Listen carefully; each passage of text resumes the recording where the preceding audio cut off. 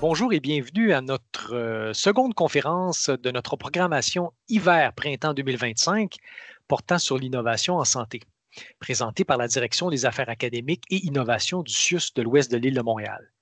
Pour votre information, la conférence sera enregistrée aujourd'hui et mise à votre disposition pour visionnement futur sur la page web de notre établissement. Je me présente donc Sylvain Charbonneau, chef de service en transfert des connaissances et innovation, au CIUS de l'Ouest de l'île de Montréal. Bienvenue et merci de votre présence aujourd'hui si nombreuse. Merci de contribuer à ce rayonnement et au succès de ces conférences. Ces conférences sont rendues possibles grâce à l'appui du CIUS de l'Ouest de l'île de Montréal, mais je tiens également à remercier toutes les personnes qui ont participé de près ou de loin à la réalisation et à la mise en œuvre de ces conférences. La conférence d'aujourd'hui aura pour titre « Douleurs chroniques, comprendre les mécanismes et ajuster le traitement ». Pour cette conférence, nous avons l'honneur de recevoir Dr Serge Marchand. Le Dr Marchand est professeur à la Faculté de médecine des sciences de la santé à l'Université de Sherbrooke et chercheur au centre de recherche du Centre hospitalier universitaire de Sherbrooke. Il a été directeur scientifique du centre de recherche du Centre hospitalier universitaire de Sherbrooke, du Fonds de recherche santé Québec et de la compagnie Lucine, une start-up en thérapie numérique à Bordeaux, en France. Il a été également vice-président scientifique chez Génome Québec pendant quelques années. Auteur de plusieurs articles et ouvrages sur la douleur, ses recherches explorent les mécanismes neurophysiologiques liés au développement, à la persistance et au traitement des douleurs chroniques, contribuant à l'avancement des connaissances dans ce domaine. Alors, à la fin de la présentation du Dr Marchand, nous allons avoir une période de questions. Soyez libre de poser vos questions soit dans la section clavardage ou de lever votre main virtuelle et on va pouvoir vous donner évidemment la parole. Vous pourriez poser directement vos questions au Dr Marchand. C'est notre collègue Marie-Ève Arsenault qui fera la modératrice pour cette période de questions à la fin de la présentation. Alors, écoutez, sans plus tarder, je passe la parole au Dr Marchand. Dr Marchand. Bonjour. Alors, je vais mettre tout de suite en mode présentation. Je vais partager ma présentation. Alors voilà, je partage en ce moment et je vais mettre ça en mode présentation pour que ce soit encore plus clair. Voilà. Alors, voilà, j'espère que ça fonctionne.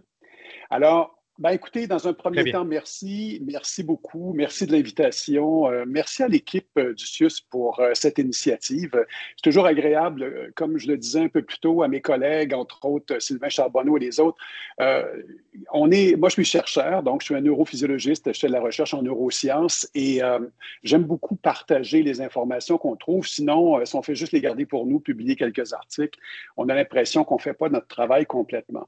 Donc, dans un premier temps, écoutez, je vous parle de mes conflits d'intérêts. J'en ai pas vraiment. J'ai aucun conflit avec une société commerciale. J'ai déjà reçu des fonds pour donner des conférences à quelques reprises, puis j'ai des fonds de recherche. Mais mis à part ça, donc, je ne suis pas en conflit pendant cette présentation.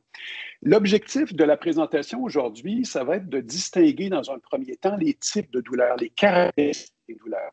C'est important parce que, comme on va le voir un peu plus tard, selon la caractéristique, les douleurs vont appeler des traitements différents. Alors, on n'aura pas les mêmes réponses pour le type de douleur. On va aussi parler des origines centrales de la douleur, des mécanismes endogènes de modulation de la douleur. Ils sont importants, ces mécanismes-là, vous allez voir, parce que ça aussi, ça va permettre de décider d'un traitement en fonction du type de mécanisme. Et finalement, on va parler aussi de développer des stratégies, des objectifs de traitement où il y a une collaboration avec le patient. Vous le savez déjà, vous l'avez sûrement déjà entendu des dizaines de fois, mais le traitement de la douleur, ça exige une équipe et dans l'équipe, au centre, c'est le patient en tant que tel. Donc, il faut que lui aussi comprenne son rôle dans le traitement de la douleur.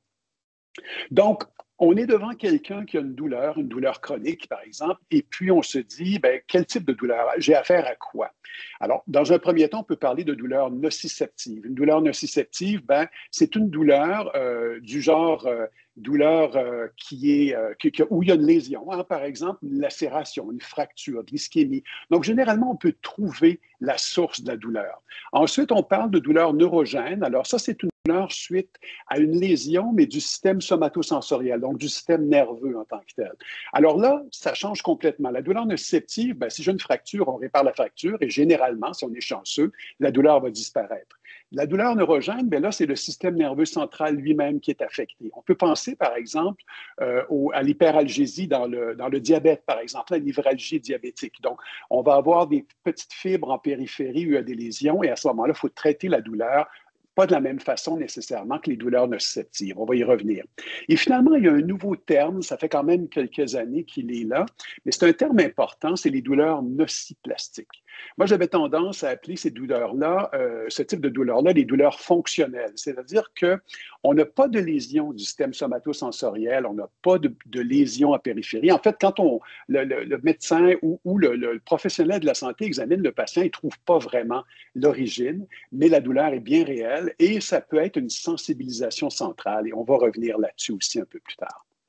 Donc, on pourrait se dire, ben, c'est relativement facile. Finalement, on trouve si c'est nociceptif, neuropathique ou neuroplastique et on traite en fonction de ça. Et c'est vrai, en fait, ça va beaucoup aider à faire le traitement de la douleur, mais très souvent, on a ce qu'on appelle des douleurs mixtes.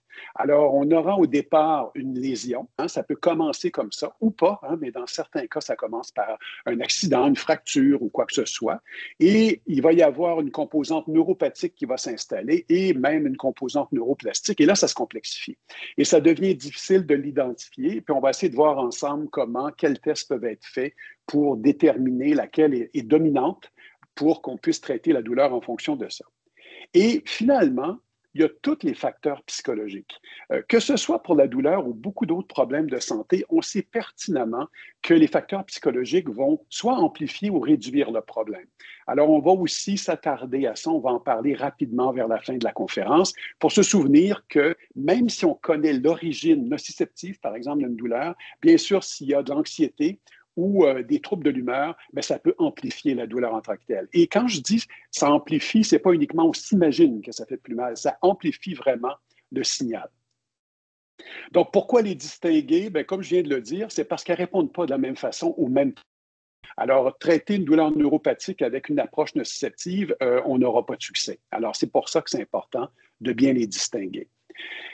Ensuite, on va parler un peu de traitement de la douleur, très rapidement, bien sûr, parce qu'en une heure, on ne peut pas faire le tour de tout, mais ici, là, de façon un peu rigolote, si on veut, on voit une ligne de gens qui viennent pour soit chercher un médicament ou une chirurgie, puis que du côté de changement d'habitude de vie, on n'a personne qui est intéressé. Pourtant, la pharmacologie est clairement insuffisante à elle seule pour traiter les douleurs chroniques.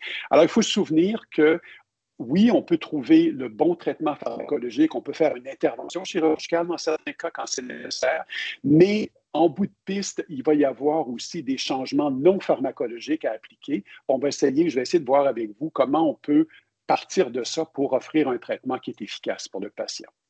Donc, si on revient rapidement, je suis quand même en neurosciences, donc j'aime bien vous montrer des photos du système nerveux. Ici, on a une coupe de la moelle, une coupe du tronc cérébral, puis une coupe de l'encéphale, donc le cerveau en haut. Alors, si on regarde, on a une stimulation en périphérie, donc on a ici là, comme un choc électrique sur le doigt. Il va y avoir des fibres en périphérie qui vont être stimulées. Il va y avoir ensuite de ça une fibre qui va conduire l'information jusqu'à la moelle. Il va y avoir un contact synaptique, ça va croiser, ça va monter dans le tronc, dans le thalamus et ça va aller au cortex. Ce qui est important de retenir ici, c'est toute l'information avant le cortex, on appelle ça de la nociception, tandis que quand on est rendu au niveau cortical, on parle de douleur. Pourquoi c'est si important de distinguer de la nociception de la douleur? C'est qu'il n'y a pas une corrélation parfaite entre les deux. Ce n'est pas parce qu'on a une stimulation plus élevée qu'on a toujours plus mal, et ce n'est pas parce que la stimulation n'a pas augmenté qu'on n'a pas plus mal, justement pour les raisons que j'ai mentionnées un peu plus tôt. Donc, cette vision linéaire-là, elle est un peu dépassée. Il y a aussi des mécanismes excitateurs descendants qui peuvent venir du tronc, qui peuvent être directement dans la moelle ou même venir du cortex, qui vont amplifier le signal nociceptif. Donc, encore une fois, j'insiste sur le fait que ce n'est pas une amplification psychologique uniquement, c'est une amplification aussi physiologique qu'on va retrouver à tous les niveaux, y compris au niveau de la moelle. Ensuite, par chance, il y a aussi des mécanismes inhibiteurs qui vont freiner la douleur. Ces mécanismes-là, encore une fois, sont réels, sont bien réels, ils vont bloquer l'information nociceptive dès son entrée dans la moelle. Donc, on devrait voir la douleur comme un phénomène circulaire et non pas un phénomène uniquement linéaire. Vous allez voir, ça va influencer, encore une fois, le traitement de la douleur. On va commencer par les mécanismes excitateurs. On va voir un peu comment ça se passe, de quelle façon ça se produit. Donc, on reprend encore le fameux message qui va de la périphérie. Vous voyez, on a un contact synaptique dans la moelle, on a un second neurone ici qui s'est activé. C'est normal, hein? On a une stimulation, on active une fibre nociceptive, ça va à la moelle, puis le second neurone décharge, puis envoie ça au cerveau pour dire il y a de la douleur. Si on continue à donner la même stimulation à répétition, il va y avoir une sensibilisation du second neurone, c'est-à-dire qu'il va décharger à plus haute fréquence et on va avoir plus mal. C'est un phénomène tout à fait naturel. Hein? Si on met sa main dans l'eau très chaude pendant une seconde, bien, ça fait mal un peu, mais si on la laisse là pendant plusieurs secondes, pendant une minute, bien, ça fait de plus en plus mal. Pourtant, la température de l'eau n'a pas changé. On appelle ce phénomène-là de la sommation temporelle. Hein? Donc, c'est un phénomène qui va faire que le système nerveux va se mettre à décharger à plus haute fréquence. Et si on a des mécanismes descendants qui viennent amplifier en plus, par exemple, on se met à avoir peur ou notre cerveau dit on est en danger, on peut encore une fois augmenter encore plus la sensibilisation et même avoir, dans certains cas à très long terme, des sensibilisations corticales. On va en voir un peu plus tard comment ça peut se passer. Comment on traite ça? Bien, là, on n'ira pas dans le détail, mais bien sûr, on essaie de bloquer certains récepteurs, qu'on appelle les récepteurs NMDA, par exemple, ou les canaux de chlore. On va jouer sur ces différents mécanismes-là pour essayer de réduire cette hyperactivité-là. On va utiliser, par exemple, des anticonvulsivants. Pourtant, c'est utilisé pour l'épilepsie, mais qu'est-ce que ça fait, l'épilepsie? C'est une hyperactivité hein, de l'activité nerveuse. Mais c'est un peu la même chose en douleur, donc on essaie de réduire cette hyperactivité. Mais pour faire ça, il faut savoir mesurer la douleur. Comment on fait? Comment on mesure la douleur? La douleur, c'est une perception. Hein? C'est un peu comme quand on va chez l'optométriste et on dit « je veux des lunettes ». Il a beau utiliser tous les outils du monde, mais à la fin, il nous demande « est-ce que vous voyez mieux avec ces lunettes ?» Bien, la douleur, c'est un peu la même chose, c'est-à-dire qu'on mesure la perception en tant que telle. Pourquoi on la mesure? Bien, pour trois grandes raisons. Le diagnostic, l'évolution de la douleur et la réponse au traitement. Alors, c'est important d'avoir quand même des mesures efficaces parce qu'on veut s'assurer qu'on est capable de dire ben, c'est neuropathique versus nociceptif. Quelle est la pathologie? Hein? Est-ce que la douleur évolue tout le temps? Est-ce qu'il y a derrière ça, je ne sais pas, une tumeur, par exemple? Et est-ce que ça répond bien au traitement en bout de piste? Alors, il y a la psychophysique. La psychophysique, en fait, c'est un terme complexe pour dire quelque chose de simple. C'est que si on stimule la main, par exemple, ou si on prend une aiguille, on touche à la peau et qu'on mesure la perception de la douleur, on peut changer la fréquence, l'intensité des stimulations et mesurer au fur et à mesure la perception en tant que telle. Et après, il y a toute une panoplie de mesures qu'on peut faire. On peut faire des prises de sang pour voir les catécholamines, les endocannabinoïdes, les hormones. On peut faire de l'électrophysiologie hein, cardiaque et autres. Et puis, on peut faire de l'imagerie cérébrale. La seule qui est vraiment utile en clinique pour l'instant, c'est les approches de stimulation. On peut voir des termes que vous connaissez peut-être déjà, de l'allodynie, c'est-à-dire que quand on touche la peau sans donner de stimulation nociceptive à répétition, si ça fait mal, on a de l'allodynie, hein, c'est une réponse anormale à une stimulation non douloureuse, ou de l'hyperalgésie, c'est-à-dire une petite piqûre fait extrêmement mal. Les autres mesures sont utilisées surtout en recherche pour l'instant parce qu'on essaie de trouver d'autres approches. Hein. Il y en a certaines qui commencent à sortir en imagerie et même au niveau sanguin, mais on n'est pas encore là sur le plan clinique. Il faut continuer à avoir l'examen clinique, utiliser des questionnaires. Je vais vous montrer, par exemple, un groupe qui a travaillé sur ce phénomène-là. On l'appelle le groupe IMPACT. IMPACT, c'est pour Initiative on Methods, Measurement and Pain Assessment and Clinical Trial. C'est tout un groupe de chercheurs qui sont, entre autres, aux États-Unis, mais il y a des chercheurs d'un peu partout. J'ai déjà été invité à participer à ces groupes-là. On a publié, entre autres, le deuxième papier ici en 2023. Donc, c'est vraiment intéressant. Faites des recherches pour trouver les articles de ce groupe-là parce que ça va vous donner vraiment des idées très précises de ce que vous pouvez utiliser. Quels sont les meilleurs outils? Par exemple, pour la douleur, hein, on peut voir ici la première mesure, c'est la douleur. On vous recommande d'utiliser une échelle numérique de 0 à 10. Ça peut vous apparaître évident, mais ça a été testé au moins. On sait que c'est utile. On va vous demander aussi les capacités physiques. Il existe des questionnaires pour ça. La composante affective, hein, le BEC, par exemple, que tout le monde connaît. Ensuite, on va parler aussi de satisfaction du patient face au traitement. Alors, on va vous proposer des outils aussi. La plupart existent. Là, ils sont écrits en anglais, mais la plupart existent aussi en français. Ensuite, on va parler des symptômes et des effets secondaires du traitement et finalement, la compliance au traitement. Alors, c'est simplement pour vous dire que ce n'est pas uniquement dire je mesure la douleur, mais c'est aussi de mesurer toute une série d'événements qui vont permettre de savoir si ce traitement est efficace ou pas. Ensuite, je vous ai parlé de douleurs neuropathiques. Comment on peut faire pour savoir si c'est nociceptif ou neuropathique? Il existe toute une collection d'outils. Je vais m'attarder à un qui s'appelle le DN4, qu'on va voir sur la prochaine diapo. Vous pouvez voir ici que c'est 4 questions, c'est 4 séries de questions, je dirais. La première, c'est la douleur présente-t-elle une ou plusieurs des caractéristiques suivantes? Brûlure, sensation de froid, décharge électrique. La douleur est-elle associée dans la même région à un ou plusieurs de ces symptômes? Fourmillement, picotement, engourdissement des mangeaisons. Est-elle localisée dans un territoire? Est-ce qu'on a des lipoesthésies? Hein? Est-ce qu'on a une perte de tact, par exemple? Est-ce qu'on a des lipoesthésies à la piqûre? Est-ce qu'on sent moins la piqûre dans cette région-là? Et finalement, est-ce que le frottement produit de la douleur? C'est ce qu'on appelle de l'allodynie. Alors, vous pouvez voir qu'un score de 4 sur 10 ou plus vous garantit, ou en tout cas vous donne un très bon proxy d'une douleur neuropathique. Alors, le fait de savoir qu'on a un outil aussi simple, qui ne prend vraiment pas de temps, comme vous pouvez voir, à utiliser, et vous donne la possibilité de faire la différence entre nociceptif et une douleur neuropathique, bien, c'est intéressant parce que ça va changer aussi l'approche du traitement. Justement, parlant de traitement, ici, c'est un résumé très, très bref avec... j'ai fait exprès ici pour ne pas mettre le nom des médicaments parce que, dans le fond, le but, ce n'est pas d'en pousser un plus qu'un autre, mais vous pouvez retrouver ce qu'ils font, ces médicaments, et vous pouvez les associer. Par exemple, si on parle d'une douleur nociceptive, on va vous parler d'acétaminophène, on va vous parler d'anti-inflammatoires. Si on s'en va vers de l'inflammation, bien sûr, anti-inflammatoire. Et là, vous voyez, neuropathique, on va parler de bloquer les canaux calciques, on va parler d'anticonvulsivants et ainsi de suite. Et finalement, la nociplastique, que j'appelais fonctionnelle, ben, c'est des antidépresseurs, par exemple.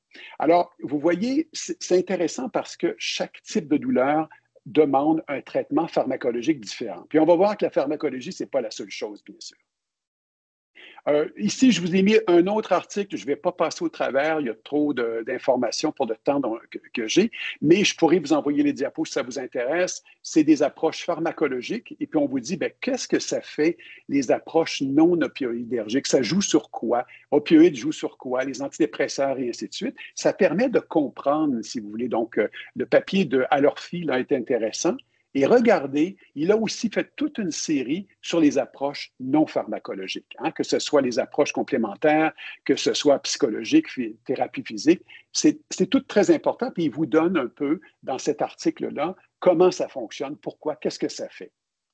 Finalement, il y a des gens qui vont dire, ouais, mais vous parlez des opiacés, mais il y a des risques de dépendance. Oui, bien sûr, mais dans certains cas, c'est nécessaire d'y aller parce que le patient ne répond pas à d'autres traitements. Et il y a des questionnaires qui vous permettent de savoir si le patient est très à risque ou pas de développer une dépendance. Donc, ça permet au moins de s'assurer que si jamais il y a un risque de dépendance, d'avoir un suivi plus serré en tant que tel. On va maintenant parler des mécanismes endogènes inhibiteurs. Donc, il y en a une série, hein, ça commence au niveau spinal. Vous connaissez la théorie du portillon si vous êtes dans le domaine de la santé.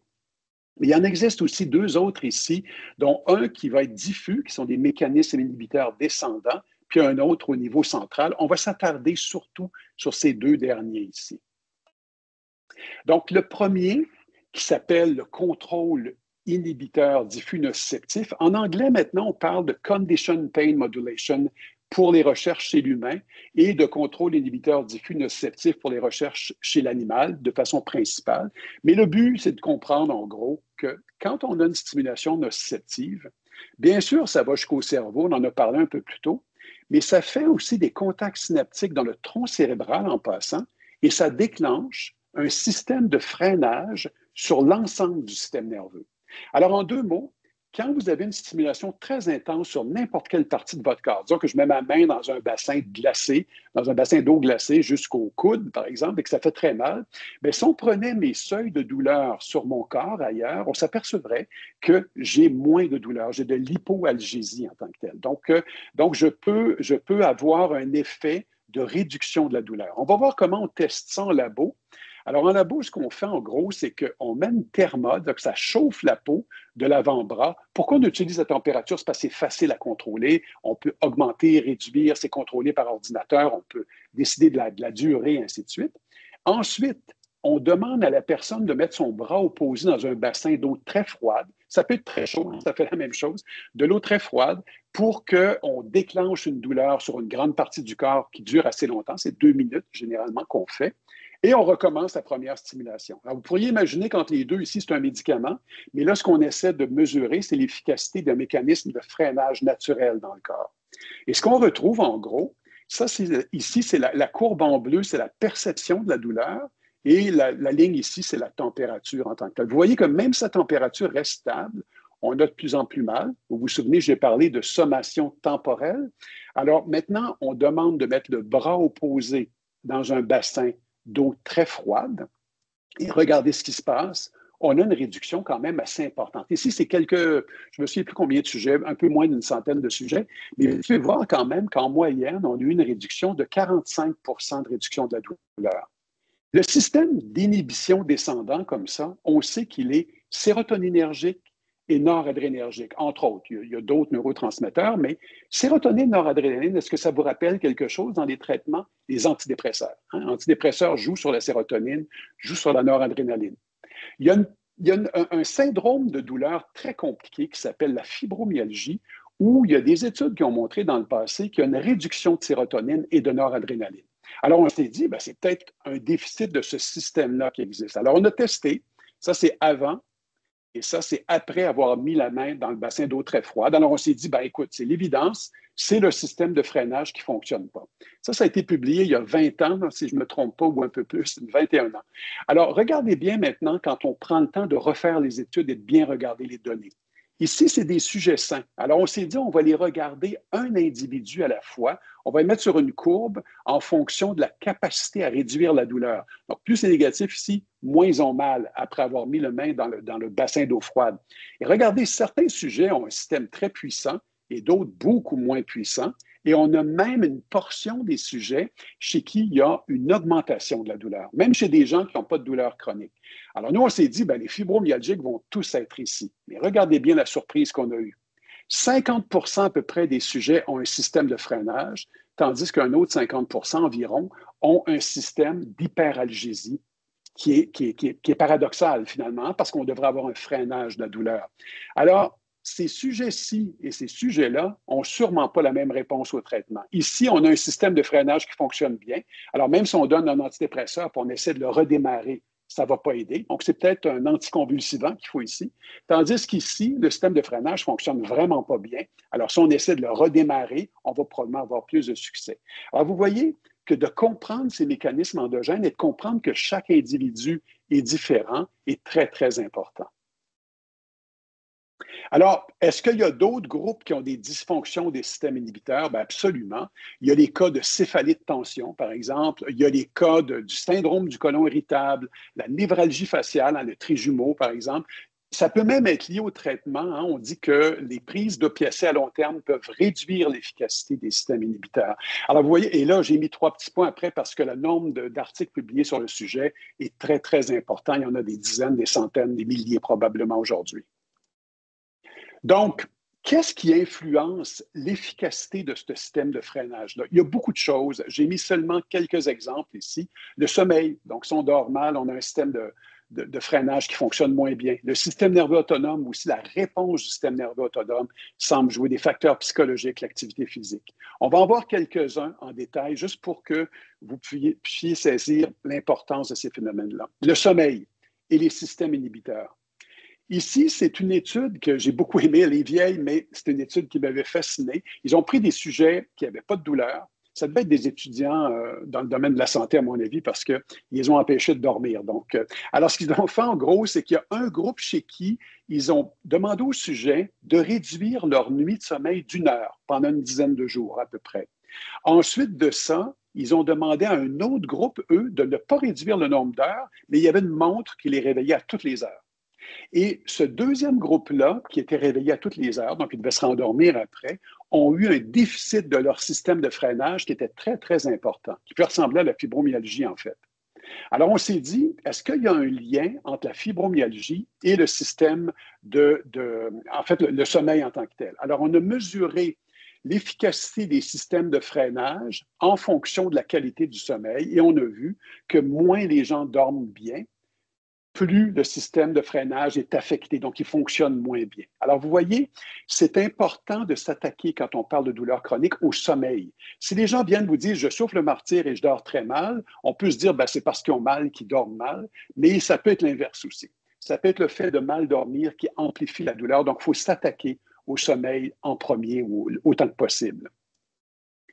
Est-ce que le fait de savoir si c'est le système excitateur, donc celui qui a une amplification de la douleur, versus le système de freinage, est-ce que ça va changer quelque chose? En fait, la réponse, c'est oui. Un des meilleurs prédicteurs des douleurs post-opératoires qui vont se chroniciser, c'est l'efficacité des systèmes de freinage. Si le système est très efficace, vous aurez peu de douleurs post-opératoires chroniques, mais s'il est très inefficace, il peut y en avoir plus. Alors, j'espère qu'un jour, on va mesurer ce système-là avant même d'aller en chirurgie. Mais où ça devient très intéressant, c'est si on utilise la prégabaline, qui est un bloqueur de l'hyperactivité du système nerveux central, on peut prédire son efficacité de la prégabaline si on a mesuré avant la sommation temporelle. C'est-à-dire, est-ce que les gens ont tendance à avoir plus mal quand on répète une stimulation ou c'est comme la moyenne? Bien, c'est là que ça donne un bon prédicteur. Et regardez, si on mesurait le système de freinage, ça ne changeait rien. Donc, la prégabaline ne s'explique pas par le système de freinage, elle s'explique par l'hyperalgésie qu'on retrouve. Au contraire, si on mesure le système de freinage, lui prédit très bien l'efficacité de la duloxétine, qui est un inhibiteur de la recapture de sérotonine et noradrénaline.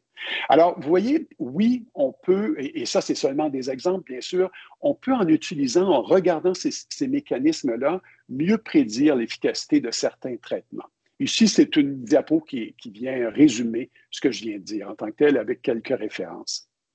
Maintenant, les centres supérieurs. Je tiens beaucoup à vous en parler. Ici, j'ai un exemple que je donne toujours. Imaginez-vous si on vous accrochait comme ça et qu'on vous soulevait de terre, vous souffriez probablement de martyre, mais cette personne-là, elle, au contraire, peut l'avoir fait pour des raisons personnelles qui lui apparaissent très importantes et a probablement beaucoup moins mal. Pour ça, on a une petite blague qui dit « Ah, wow, super puissant cet analgésique », et la personne lui dit « T'es dans le groupe placebo », alors on peut imaginer que ça doit faire peur un peu en tant que tel. Je vais vous donner un exemple où moi et beaucoup de monde ont déjà eu un effet placebo assez puissant. Imaginons que vous avez mal à la tête et vous prenez un comprimé. L'action est rapide, souvent trop rapide, c'est-à-dire le médicament n'est pas encore rendu à la fin de son travail dans le système digestif, qu'on a déjà de l'efficacité. Pourquoi? Parce qu'on a été conditionné. On a déjà pris un médicament, ça réduit notre douleur. Alors maintenant, quand on le prend, notre cerveau sait d'avance que ça va faire ça et déclenche un système de freinage de la douleur. Alors, la question que vous pourriez vous poser, c'est le placebo, est-ce que c'est juste une illusion? Donc, est-ce que quand vous prenez votre médicament et que vous commencez à avoir moins mal, vous avez toujours aussi mal, mais vous arrivez à vous convaincre que vous avez moins mal? Je vais vous donner un exemple de recherche qui se fait en psychologie qui est très intéressante. Si je vous demande ici combien il y a de points noirs aux jonctions entre les lignes, vous allez voir, ce n'est pas facile parce qu'on dirait qu'ils apparaissent et ils disparaissent. Mais dans le fond, là, ils n'ont jamais apparu, disparu, ils sont toujours là. Quand on les entoure, regardez, c'est très facile, on le voit où il y en a. Regardez bien, je vais les enlever à nouveau. Puis là, oups, ils se mettent à apparaître et disparaître. C'est uniquement une illusion, mais c'est un effet très réel, par exemple, quand vous le regardez en tant que tel. Alors, est-ce que, et ça, c'est comme si je vous disais, on peut tromper le cerveau. On peut tromper le cerveau. Et regardez bien, c'est utilisé dans des traitements. Par exemple, vous avez des gens qui ont une douleur fantôme suite à une amputation ou encore un syndrome de douleurs régionales complexes. Donc, on a des gens qui ont des douleurs qui sont associées à des changements au niveau du système nerveux autonome et ainsi de suite. Et les traitements ne sont pas très efficaces, en fait. Ils ont beaucoup de difficultés. Alors, un des trucs qui peut être utilisé, c'est le miroir. Alors, vous voyez ici, on a la main du sujet qui est la main saine, et de l'autre côté, ce n'est pas sa main malade, mais c'est la réflexion de sa main saine dans le miroir. Alors, quand il regarde ces deux mains, il voit la main saine et une réflexion de la main saine. Mais dans son cerveau, c'est comme s'il voyait sa main gauche et sa main droite. Alors, quand il bouge la main gauche, la main droite bouge aussi, mais dans le fond, ce n'est pas la main droite, c'est sa main de réflexion. Vous me suivez? En faisant ce type de réadaptation-là, ce qu'on a découvert, c'est que les gens ont moins mal. Moi, j'ai déjà vu un cas en laboratoire où la personne est arrivée avec la main enflée et rouge, et après quelques traitements, on voyait la main réduire, elle était moins enflée, beaucoup moins rouge, assez rapidement en fait. Et si on regarde au niveau cortical ce qui se passe, vous voyez ici, dans le cercle à gauche où c'est marqué acute CRPS, vous voyez que ça, c'est la personne avant le traitement, et vous voyez que le pouce et le petit doigt, ils sont superposés, hein, ou presque. Ils ne sont pas tout à fait superposés ou presque. Et à la fin du traitement, regardez, ils sont séparés. Alors, en trompant le cerveau, on le réorganise en tant que tel. C'est quand même assez impressionnant. Alors, vous pouvez vous dire c'est une illusion, mais c'est une illusion qui marche bien parce que l'illusion change aussi l'activité cérébrale en tant que telle. Malheureusement, il existe aussi le nocebo. Alors, c'est comme le placebo négatif, hein? C'est le frère d'Evil Brother. Là. Donc, c'est vraiment le côté négatif, si vous voulez, en tant que tel. Donc, si vous voyez un patient, vous lui dites, écoutez, voici le traitement qu'on va essayer. Imaginons que vous êtes médecin, vous prescrivez un médicament. Vous dites, mais malheureusement, il y a des effets secondaires. Vous pouvez avoir des chaleurs, vous pouvez avoir des étourdissements, des nausées. Bien, malheureusement, il y en a qui vont avoir l'ensemble de ça, hein, qui vont même en trouver des nouvelles. Alors, c'est ce qu'on appelle l'effet nocebo, c'est-à-dire que si je m'attends à avoir des effets négatifs, je peux en avoir. Comment on peut faire pour réduire ça? On peut dire simplement, il y a des fois des effets indésirables, mais regardez ici, c'est une personne sur 100 000. Donc, c'est moins fréquent, si vous voulez, que de se faire frapper par une éclair pratiquement. Donc, j'exagère un peu, là, mais donc, essayez de réduire ces attentes négatives-là. Je vais vous donner un exemple de nocebo que vous avez peut-être déjà vécu. Je ne sais pas si ça vous est déjà arrivé, un enfant qui revient de l'école avec une feuille qui indique qu'il y a des poux dans la classe et vous vous mettez à vous gratter la tête, ça démange, ou simplement quelqu'un vous parle de quelque chose comme ça, vous montre une image et vous avez comme un mauvais feeling. Ben, c'est ça, c'est un peu ça, si vous voulez, l'effet nocebo, mais il peut être beaucoup plus puissant, malheureusement. Il peut provoquer des douleurs en tant que telles. Et là, c'est important que vous vous souveniez, vous pouvez dire qu'ils sont imaginés, mais ce n'est pas qu'ils sont imaginés, c'est que le cerveau amplifie un signal en tant que tel. C'est bien réel en tant que tel pour la personne qui ressent cette douleur-là. Donc, les attentes vont jouer sur le placebo et le nocebo. Donc, vos attentes et la réalité souvent deviennent la même chose. Et je vais vous montrer en plus à quel point ça peut affecter un traitement. Même un traitement aussi efficace que la morphine.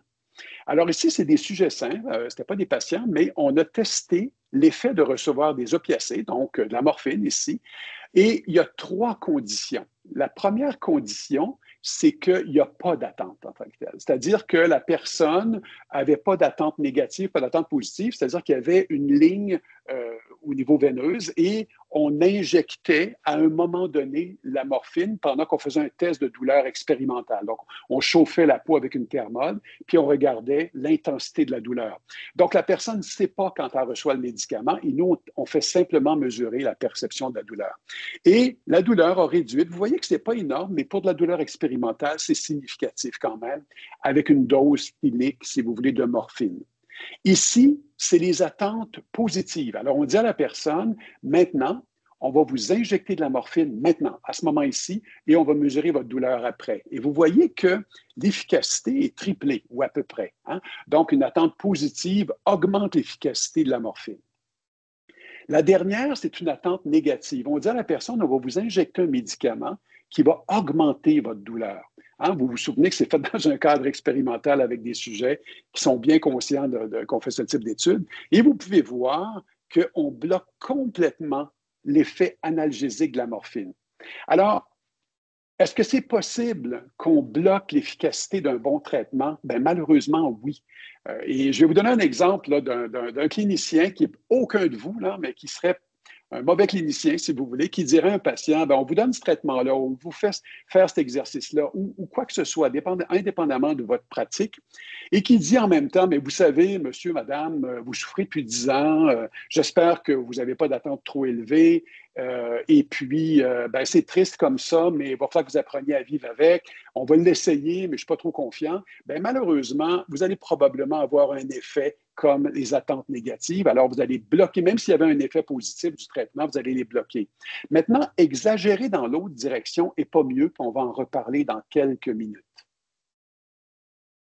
Donc, le placebo, donc, si on comprend bien, c'est fait à l'insu du patient. Alors, c'est un peu gênant quand même de donner à quelqu'un une pilule de sucre en lui faisant croire que c'est un vrai traitement. En fait, ce n'est pas nécessaire du tout. Dans un premier temps, chaque fois que vous utilisez un traitement, que ce soit un médicament ou une intervention, il y a un effet d'attente. Négative pour le nocebo et positive pour le placebo. Toujours. Même si on dit non, non, moi, mon traitement, c'est uniquement le traitement, c'est pas vrai. Il y a toujours un effet des attentes. Alors, on peut s'en servir. On peut augmenter les attentes de façon réaliste, dans une fenêtre réaliste, et essayer d'amplifier, si vous voulez, l'effet du traitement en tant que tel. La petite blague ici dit bonjour, voici votre placebo, je veux dire votre traitement, puis je vais perdre mon emploi. Mais il y a une équipe qui s'est justement posé cette question-là. Si on le disait aux gens que c'est un placebo, est-ce que ça marcherait vraiment pas? Et ce qu'ils ont fait, c'est qu'ils ont donné à des patients qui avaient des douleurs chroniques, différents types de douleurs chroniques, ils leur ont donné une boîte de pilules. Ils leur ont dit, ceci est un placebo. Savez-vous c'est quoi un placebo? Les gens disaient, oui, oui, un placebo, c'est rien, c'est un médicament vide, il n'y a rien là-dedans. Ils disaient, exactement, c'est en plein ça, c'est ça un placebo, c'est un médicament vide. Alors, on va vous le donner, mais sauf qu'il y a des centaines d'études, des centaines, des milliers d'études en fait, qui montrent que c'est efficace. Et ça, on a le droit de le dire parce que c'est vrai. Si vous regardez toutes les études où on fait traitement versus placebo, même si le traitement a dépassé le placebo, il y a toujours quand même une efficacité assez impressionnante du placebo. Alors, on dit, ben, on va tester, voir si ça marche quand on vous le dit. Alors, les personnes disaient, ben, écoutez, je trouve ça un peu bizarre, mais oui, je vais l'essayer. Alors, ils partaient et ils leur disaient, ben, vous prenez 2 comprimés le matin, 2 comprimés le soir. C'est important aussi, le nombre de comprimés joue sur l'effet placebo et le fait de le prendre 2 fois dans la journée. Et quand les gens sont revenus, ils ont dit, c'est assez étrange, je me sens même un peu mal, mais ça a fait du bien. Alors, vous voyez ici, c'est le traitement comme d'habitude, c'est-à-dire il n'y avait pas de traitement, c'est un traitement de base. On dit, vous avez mal au dos, bon, on va simplement vous dire de faire vos exercices à la maison. Et ici, c'était avec le placebo, mais ouvert. Donc, les gens sont informés. Et regardez l'efficacité, comment elle est plus importante. Alors, ce n'est pas la panacée, bien sûr, et ça ne sert à rien de donner un placebo. Donner un vrai traitement, tout en encourageant les gens en disant, bien, écoutez, il y a une bonne littérature qui supporte l'efficacité de ce traitement-là, ça fait du sens, on éduque, on donne de l'information, on donne de la littératie sur le traitement de la douleur et ça change la perception en tant que telle. Le placebo, est-ce que c'est un effet bien réel, comme j'en parle depuis tantôt? Bien, en fait, on peut même le bloquer, on peut l'amplifier. Donc, on sait que les opiacés, la dopamine, les cannabinoïdes sont impliqués dans le placebo, mais on sait aussi que le nocebo, la cholécystokinine, joue un rôle. Donc, on est capable même de façon pharmacologique d'amplifier ou de réduire l'effet placebo ou nocebo en tant que tel. Une question que je trouve très drôle, on devrait faire je pense que je vais faire une étude là-dessus un jour parce que c'est trop intéressant. Si vous parlez avec des gens et leur demandez est-ce que le placebo existe, ils vont vous dire oui, surtout chez les cliniciens. Moi, j'ai fait ça. Les gens nous disent oui, oui, absolument. Moi, je l'ai vu souvent des dizaines de fois. Ils leur demandent vous, est-ce que vous êtes un répondeur placebo? Ils disent non, non, non, non, pas moi. Non, non. Moi oui, ça existe, là, mais moi, non. Moi, je ne réponds pas à ça. Alors, c'est bizarre parce que ça s'appelle de l'efficience personnelle, le placebo. C'est pas, quand on répond placebo, c'est pas parce qu'on est faible, c'est parce qu'on a une bonne efficience personnelle. On est capable de déclencher des mécanismes endogènes. Alors, c'est important de dire ça aux patients aussi. Si vous allez mieux après un traitement et que vous vous dites, my God, c'était un petit traitement de rien, j'ai pris des acétaminophènes et puis j'avais une douleur terrible, vous allez penser que j'avais rien. Dites non, non, non, non. Ça déclenche un mécanisme et vous avez beaucoup d'efficience personnelle. Je pense qu'il faut insister là-dessus en tant que tel. Donc, l'éducation de la douleur, ici, c'est la International Association for the Study of Pain qui donne de l'information sur l'éducation. Et je vais vous montrer une étude où ce qu'ils ont fait, c'est qu'ils ont simplement demandé aux sujets de venir à des séances pour faire ce qu'ils appellent du pain reprocessing. Donc, ils ont reconditionné la perception de la douleur. Ce qu'ils ont fait ici, c'est des gens qui avaient des douleurs chroniques de type, voyons, pas neurogénique, mais le terme m'échappe bêtement, mais qui avaient des douleurs centralisées, si vous voulez, et que les traitements usuels ne fonctionnaient pas. Donc, mettons qu'ils ont mal au dos, dans ce cas-ci, c'était des maux de dos, bien, on ne fait pas de chirurgie chez ces personnes-là parce qu'il n'y a pas d'indication. La pharmacologie ne fonctionne pas trop bien, puis ils ont mal depuis 10 ans, 12 ans, 15 ans. Alors, on leur donnait simplement de la formation pour expliquer c'est quoi une douleur centralisée, hein? C'est quoi une douleur dont le système nerveux joue un rôle et pourquoi ils sont capables, en comprenant mieux, de réanalyser ce qui se passe avec eux. Et je vous donne ça de façon très, très large. Ça a été quand même plusieurs séances de rencontres. Et ici, c'est la douleur en tant que telle avec le traitement placebo versus pas de traitement en tant que tel. Le traitement, mais c'est-à-dire usual care, c'est-à-dire dire aux gens faites de l'exercice, prenez un acétaminophène ou quoi que ce soit. Vous voyez qu'il y a une légère réduction de la douleur, mais pas plus que le placebo finalement. Et regardez les gens qui ont reçu des instructions. Et ici, on est rendu à 12 mois plus tard, après le traitement. Alors, vous voyez que le fait de donner de l'information sur des douleurs d'origine centrale peut permettre de réanalyser, de dire, bien, mon dos n'est pas en train de casser. Je ne suis pas en danger, je peux bouger en tant que tel. Et pourquoi c'est si important? Bien, l'activité physique joue un rôle déterminant dans la douleur, vraiment déterminant. Alors, l'idée des gens qui disent j'ai mal au dos, je vais me coucher, je vais arrêter de bouger parce que quand je bouge, ça fait mal. Vous le savez probablement déjà, mais c'est la pire chose qu'ils peuvent faire. En fait, le plus tôt on peut se remettre en mouvement, le mieux c'est en respectant sa douleur, bien sûr, en se poussant pas trop, mais on est capable de se pousser un peu et on devrait arriver à des résultats beaucoup mieux que de ne pas bouger. Donc, oui, la pharmacologie aide. Moi, si j'ai très mal, je veux qu'on me donne quelque chose pour réduire ma douleur tout de suite. Mais je sais, par exemple, que si j'ai moins mal, je vais recommencer à bouger. Et si je vois qu'on me dit, ben, il n'y a rien dans ton dos, il n'y a pas d'endroit où il y a comment je dirais, une blessure suffisamment grave pour qu'on puisse intervenir, ben, je vais me dire, OK, c'est probablement centralisé. Je vais essayer aussi de réanalyser quand je bouge. Oui, ça tire un peu, mais c'est peut-être pas si douloureux que ça. Et graduellement, je devrais aller mieux par la suite. Le problème, c'est les attentes. Et ça, les attentes, vous allez avoir des problèmes avec ça, vous allez voir. Si vous traitez déjà des patients en douleur chronique, vous le savez déjà. Si, par exemple, vous rencontrez un patient et vous lui dites, écoutez bien, je vais vous demander là, de prendre tel médicament, par exemple, de faire tel exercice, de faire tel mouvement, de respecter, si vous voulez, une hygiène de sommeil que je vais vous montrer. Je vais vous donner un document là-dessus. Donc, ça va vous demander beaucoup d'énergie. De combien de douleurs vous voudriez voir réduire, c'est-à-dire le plus petit changement que vous voyez, qui vous permettrait de considérer que ça valait la peine de faire tout ça.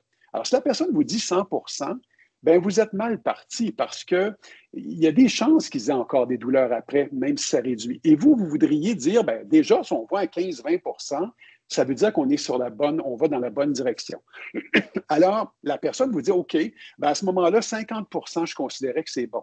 Alors, votre truc à vous, c'est de dire, OK, donc si on s'entend bien, 40 ça ne voudrait rien dire pour vous.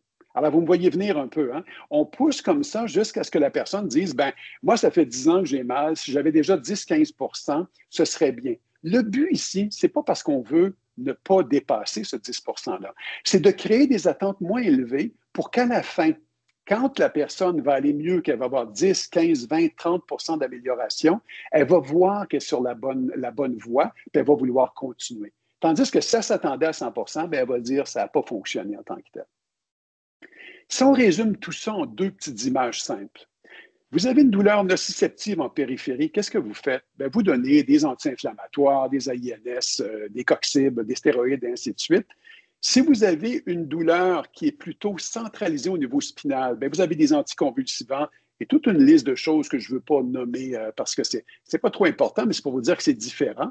Si votre système de freinage ne fonctionne plus, hein, en fait, on vous fait une pression pour voir si on est capable de déclencher un freinage de la douleur et au contraire, la douleur augmente tout le temps, bien, vous pouvez y aller avec des inhibiteurs de la recapture de la sérotonine et de la noradrénaline. Et finalement, les centres supérieurs, vous pouvez avoir des antidépresseurs. Mais perdez pas de vue que toutes ces approches-là devraient aussi être accompagnées d'approches physiques, dont le mouvement, bien sûr, mais aussi on peut prendre le chaud, le froid, le TENS, l'acupuncture, l'exercice ou quoi que ce soit, selon les besoins du patient en tant que tel. Donc, la pharmacologie, c'est intéressant, ce n'est pas la seule chose. Il y a toutes les approches non pharmacologiques, mais que ce soit pour la pharmacologie ou la non-pharmacologie, il faut toujours se souvenir que quand on comprend les mécanismes, on est en bien meilleure posture pour offrir des traitements. Donc, j'arrive à la conclusion. En conclusion, une augmentation des mécanismes excitateurs, c'est une sensibilisation centrale. Je donne l'exemple ici en pharmaco d'utiliser des anticonvulsivants. Une diminution de l'efficacité des mécanismes inhibiteurs, ça va exiger plutôt des types antidépresseurs. Donc, on va travailler sur sérotonine, noradrénaline en pharmacologie. Mais on peut aussi tenter d'identifier s'il y a de l'allodynie, de l'hyperalgésie. Est-ce que je suis devant une douleur neuropathique? Et se souvenir que les approches non pharmacologiques, dont le mouvement, c'est très important. Vous allez avoir une copie, si ça vous intéresse, des diapos. Puis à la fin, j'ai mis une série d'articles qu'on a écrits puis que d'autres ont écrits aussi pour un peu faire le tour de ce qu'on vient de parler.